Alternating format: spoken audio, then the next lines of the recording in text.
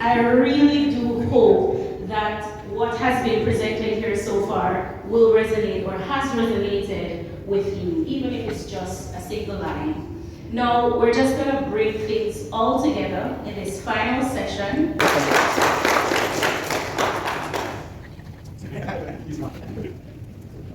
So, welcome everyone. Good to be here, good to see some familiar faces, and of course, good to have the speakers out with us today. We learned quite a bit today, and we got quite a bit of information. So we want to bring it all together and just get a feel of what we can take away, get the questions in, get the answers in from our experts in their various fields, and let's kick things off. It is aimed at anyone on the panel. What about brain drain and technology? How do we retain our people who move to developed countries to advance education and get better work, health, and pay? So this person or persons, they want to find out what's going on with brain drain. What are we going to do about it? They're moving for better health, better pay, and you know, what can we do?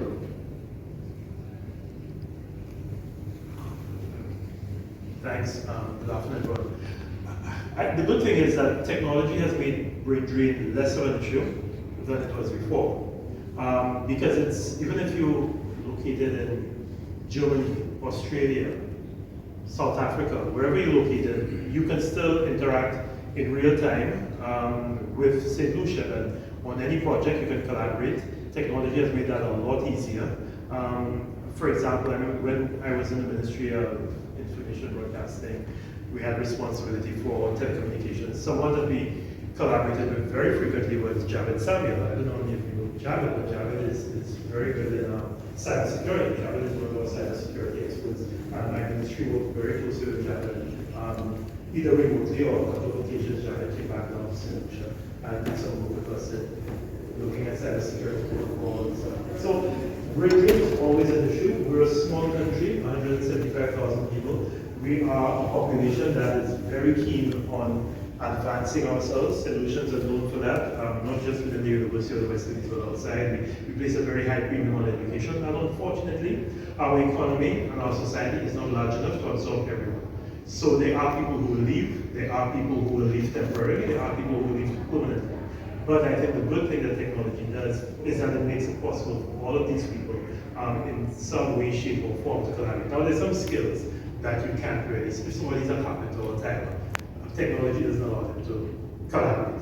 But if you have some of the higher skills, the skills that use technology, right, that's really, what I just said is bad. There's no such thing as a higher skill, because if you have a bad carpenter or a bad tiler, it will drive you crazy for the entire time you live in your home. So please scratch everything I just said. But if you have a skill that depends on technology, then that skill is much more mobile. So I'm not as worried about brain drain as I was 15, 20 years ago because of technology. I'm also recognizing that we can't keep everyone. As much as I would like that every person who studied would come back to St. Lucia, realistically, we can't keep them because we can't provide employment for them. Thank you. And just to add to what Dr. Fletcher said about the fact that brain drain is he's not worried about that. I'm not worried about that either, because one of the things that will happen is that we will see an increase in the amount of revenue that we're able to collect, be it remittances, if persons do migrate. One of the main contributors one of the main contributors to the economy, for example, in Jamaica, is remittance. So I think we're moving into an age where we have win-win situations when it comes on to DX. Yeah.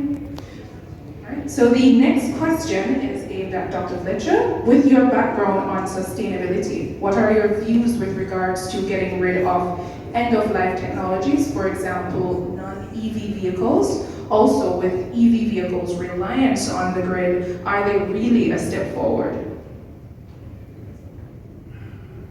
Okay, ask me a more difficult question. Good question, excellent question. End-of-life technologies is a problem, and actually it's one of the things that I spoke about.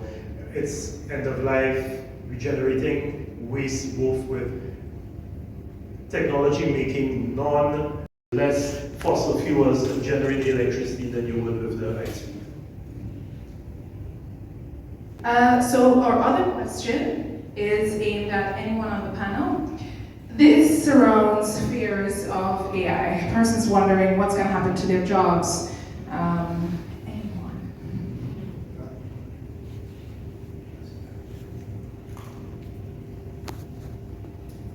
Great question. Earlier, one of the gentlemen in our sessions asked about, I made a comment about our job is not to replace people's jobs. And he challenged me, he said, how do you do that? And I said, well, working with companies that are very concerned about having the right amount of labor force in place, if they've made good decisions prior to us coming in, then you're going to see less of that. In other words, our technology, digital transformation technology, gives back more time for them to be doing more, I would say, higher level activities. Let's face it, pushing paper through an organization and processing off manual processes is really back to brain drain. It can really wear you out doing the same repetitive task over and over and over again. So when we go in and automate with capture products like from Kofax, Docushare moving into a real workflow that gives people back more time, more security, more accuracy, and then getting more work done in a day's time so people can actually take a vacation. I know there's people in this room that don't get to take their vacation because they're loaded with work. It actually transfers to greater mental health. So a happier workforce, a more confident workforce is going to grow at a faster rate, that's the assumption, where they'll be hiring more people because they're going to be able to get more done and go build their company more. That's my take on it.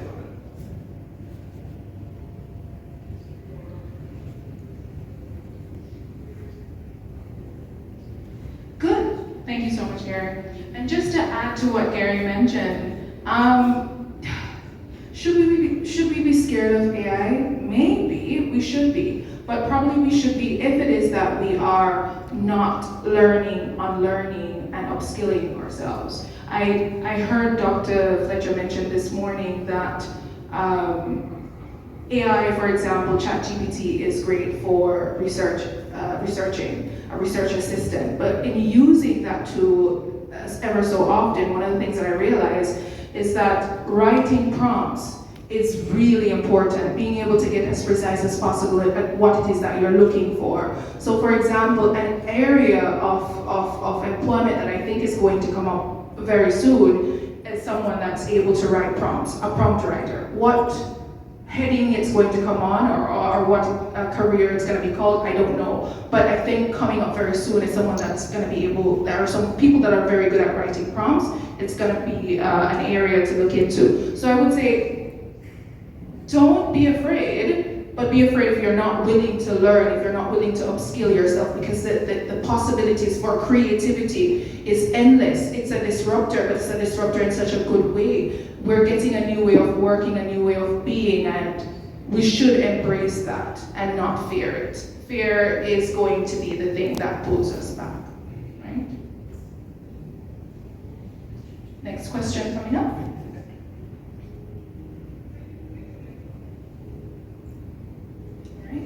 So the other question, how long before the full impact of the AI revolution is felt in St. Lucia?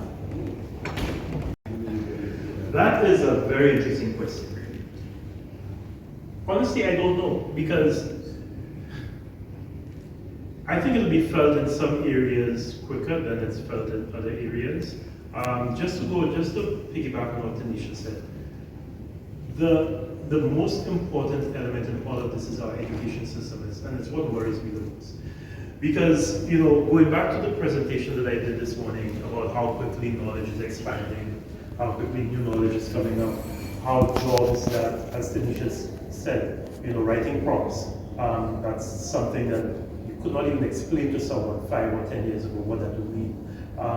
So and using something I saw in a presentation on YouTube called Shift Happens, it's that you have to prepare people for jobs that do not yet exist, using technologies that have not yet been invented, and that's the challenge that we have. So with AI, I can't tell you where AI will go in St. Lucia, or where AI will go internationally. It is something that is growing. ChatGPT is powerful, but it is scary. When you see what ChatGPT can do for you, the specificity with which ChatGPT can answer questions and can develop responses now, not all of it is accurate. And so you need someone who understands the material to be able to sift through and see, okay, no, you see that not really making too much sense. I can't put that in there. But where it will be used, I can see it being used in a variety of areas. I can see AI being used in the medical system in St. Lucia very clearly. As we have medical practitioners, to do surgeries that are a lot more precise to remove human error. I think that's something that we certainly can look at. I'm not too sure for manufacturing in St. Lucia. But it's a very difficult question to answer, and I prefer to answer it from the other angle of preparing for it. Making ourselves adaptable. My first degree was in biochemistry. My PhD was in crop physiology. I can probably count on one hand the number of times I've had to use my training, quote unquote, in biochemistry or crop physiology in the last 10 years. But what my education did was give me adaptability. Help me to be able to identify a problem and look at ways of solving that problem. I think that's where our education system has to go. It doesn't matter what subject you're doing, it has to help you to be able to identify a problem and look at solutions to that problem, regardless what it is. So I'm not worried about where AI will go, I'm worried about how prepared are we for AI. And that's why I think we should tackle it, by ensuring that we have a workforce that is knowledgeable, that is adaptable, that is flexible. So it doesn't matter what AI throws at us, we can find ourselves in areas. And I really like what technology does, because it makes every single one of you available to a market of millions and billions of people. Where before you didn't have that. You'd have to travel to the US and work your way through. You don't have to do that anymore. Every single one of us in this room can market our services to millions of people. And I think that's how we have to look at it, and let our people see that what this is doing, what technology is doing, is allowing them to now be much more marketable. So don't be afraid of AI. Let's see how we can use AI to our advantage. And let's not always be consumers of the information. Let's be producers of the information. I agree 100% with Fletcher. It's funny enough, when I was coming here and during my stay, I was watching the news in the US, and of course the topic was AI. So what's going on? What are the regulators or the legislations that has to be taken, right, to regulate how people are using AI, especially now that we're going to have elections soon, and there's AI creating or impersonating voices and everything. So definitely, I think the challenge is, as you mentioned, is how fast technology is coming to us. They were saying that the CEO from Facebook took, I think it was 12 years in order to be in front of the government, talking about how Facebook was using data. Actually, it took them 6 months to be in front of the legislations. They launched, and the guys in front of them. So I think it's based on one of the slides that you had, that the knowledge is going so fast, is how we use that data. And that reminds me of Spider-Man, I'm sorry guys. But how you use that power, right? It's your responsibility.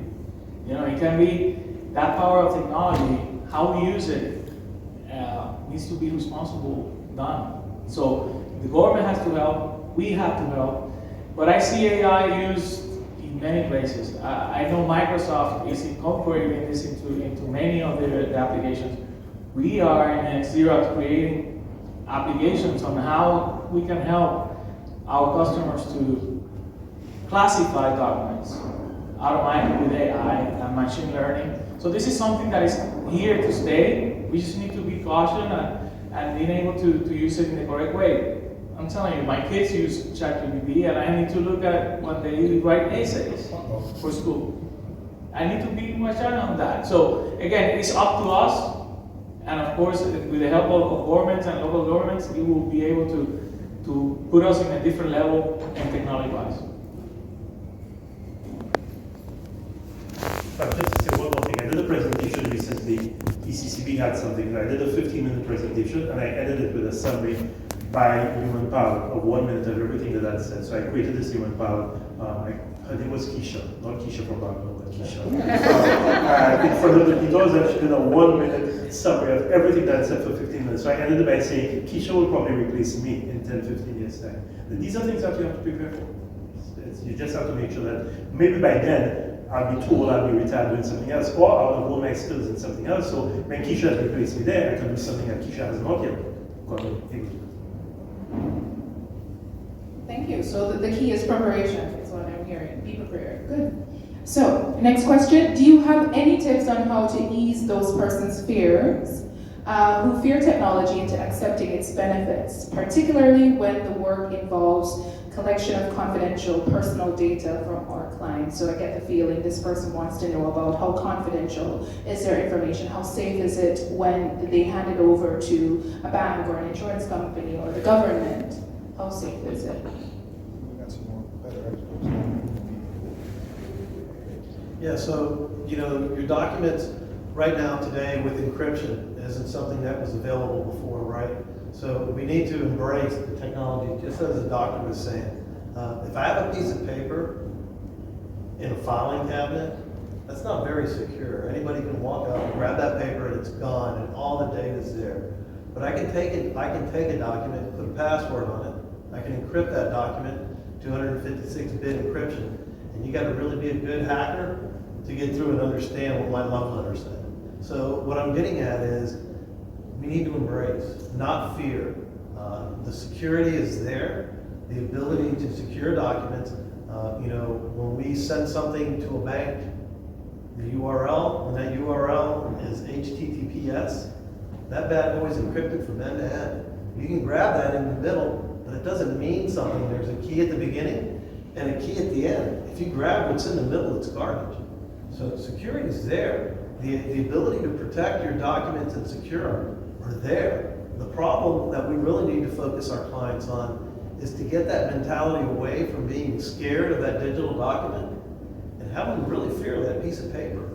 Because that piece of paper is something, I don't need a password or anything. If I can get that, make a copy of it and put it back, no one knows I did it. You cannot do that with a digital document. Full audit trail, Docushare is a great product to track that, and you can put a document in that system and it'll tell you who, what, when, and where, and what they did. And there's no doubt. So I think we need to embrace it and not be, and it's not a fear, there should be no fear. It's actually much better and much more secure than what we thought was secure in the past. Perfect response. Thank you. You're welcome. Okay, so do we have any regulations or laws in effect in St. Lucia for digitizing process or digitization?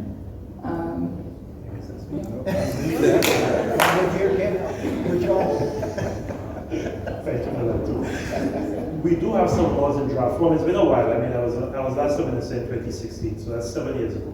But I know we did have draft legislation for data protection and computer abuse and quite a few other pieces of legislation that were in draft form. We also have one or two other pieces of legislation that have been passed in Parliament but not yet enacted, because in St. Lucia, after the law is debated in Parliament and it's passed, it has to go to the Governor General for assent, and then it has to be gazetted. So unless that law is gazetted, it hasn't really come into being, even if it has been passed in Parliament. So this question goes out to the panel. Do you think there is any danger of automation replacing humans altogether? If yes, then what's the best way to mitigate the risk? Yeah, so I don't really see it eliminating humans. Someone else mentioned it, I don't know which one of you two. What it does is it gives that person, they don't burn out, okay? Because that monotonous work of, did they check the box? Yes. Did they check the box? Yes. People have that job. They look at a form, make sure there's a piece of ink there. There's a dot on that document. I mean, that can burn you out quick. And what we try to do in the digitization and automating workflows is I'm going to say this for the 40th time today, 80-20 rule, okay? 80% of your workload comes from 20% of your projects, your clients, however you want to phase that, okay? And what we want to do is we want to automate that 80% of your work. That 20%, humans still have to go in there and look at exceptions, look at somebody like me that wrote on something or misspelled something. Human interaction is there. It's got to be there. But what it does is it gives them the ability to do more rewarding work, more work that actually takes their skills to actually evaluate and do things. So I don't think that, and I never talk about that, I'm never going out looking to replace employees. I'm looking to make their lives better, more efficient, and more effective. Instead of replacing employees, the idea is that the business can now grow without adding employees.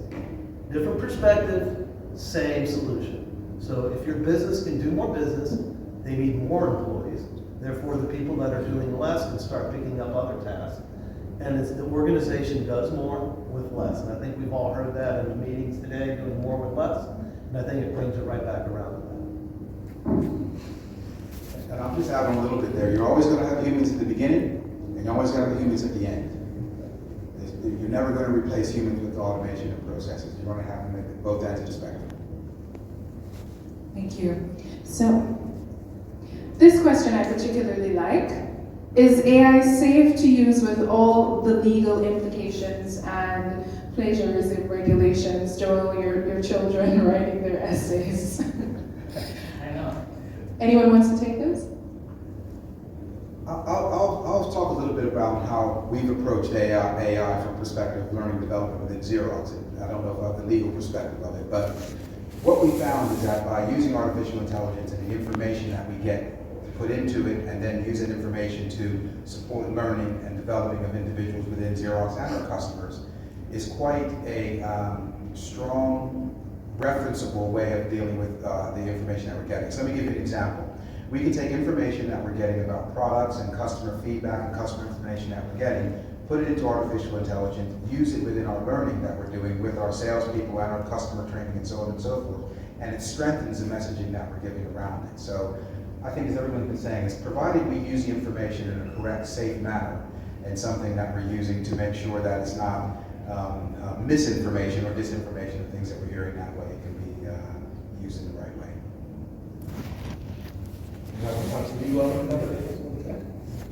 Legal's scary.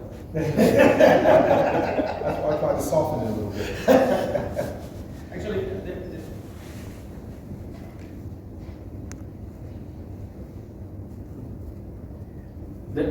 there has been a lot of adaptation in education, especially when in university, colleges, and everything that how they use AI, and they're giving tools now to the instructors, professors, how to identify if someone is using AI, because definitely they're trying to regulate and how we can control that. To say something for sure, nobody at this moment is able to say how we're going to do that and how it's going to end.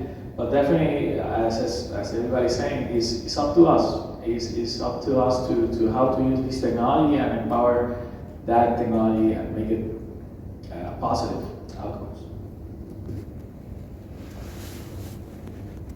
The scary thing is, at some point, AI will replace lawyers. Because think of what a lawyer in a law practice does. You know, you go and you do your research, all of the case law, you research all of the laws, and then you put it together in some form of argument. That is not that difficult to teach something to do. It's actually, I think, one of the easiest things to automate. So it'll be very interesting when you get maybe some of the legal cases being on AI being reviewed by AI. Oh, sorry. I was sitting on it, and I thought I'm not going to say enough with industry with regard to using AI in the legal industry. And they have a product that actually does exactly what you just said. It takes care of all the, think about it, we're talking about the increase in data. Very good slide earlier, with doubling every year. It's impossible to keep track of everything anymore. So to have a high-powered search engine in a Thomson Reuters product, I'm not here to sell that, but to use AI in that case actually gives people more accuracy, quicker results, better security, and saves the law firm from frivolous lawsuits, from not being able to get the right information in time. So to keep flipping this question around like we're doing, we are the makers of the tools. And the tools are getting to the point where they can challenge us in chess games and all kinds of things. But we must, as a society, keep employing these tools in the right way and following up with it and keeping it in check. That we must do, but it's to serve us, we're not to serve it.